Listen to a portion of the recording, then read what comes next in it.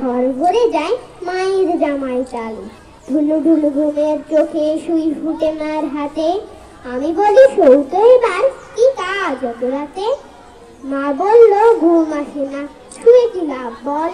ওটা ছিল আমার মায়ের চরম মিথ্যাচার। স্কুল থেকে নিতে আসা গাড়ি ঘোড়ার চাপে আমার জন্য দাঁড়ানো মা কড়া রোদের তাপে। ঘামে মায়ের দম ফেটে যায়, দু চোখ ভরা ঝিল। ভ্যানিটি ব্যাগ খুলে আমায় দিত আইসক্রিম। মায়ের দিকে বাড়িয়ে ধরে বলতাম একটু নাও।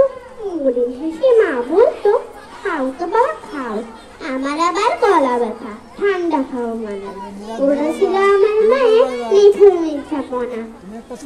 বড় হয়ে চাকুরি নিয়ে বড় শহর আসি, টুকটুকে বউ ঘরে আমার বউকে ভালোবাসি।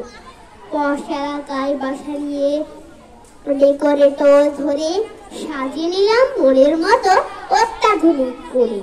মা তখন আমার ফসলে কুশিয়ার আর ঢালে, লোডশেডিং এর অন্ধকারে সন্ধ্যাবাতি জ্বালে।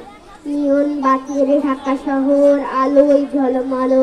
মাকে বলি গঞ্জ ছেড়ে এবার ঢুকে চলে।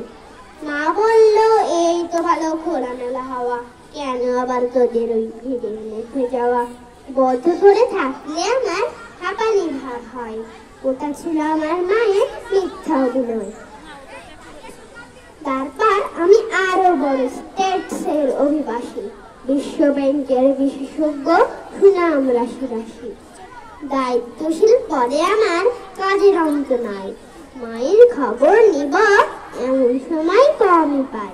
মা বিছানায় একলা পড়া, খবর এলো শেষে এমন অসুখ হয়েছে যার চিকিৎসা নেই দেশে। পড়ে গেলাম মায়ের কাছে অনেক দূরের পথ। পায়ে পড়ে বলি মাকে এবার ফেরাবো। একা একা গঞ্জে পড়ে কি সুখ তোমার বলো? আমার সঙ্গে এবার তুমি আমেরিকা চলো। এসব অসুখ আমেরিকায় কোনো ব্যাপার নয়, 7 দিনের চিকিৎসাতেই সম্মূল্য নয়।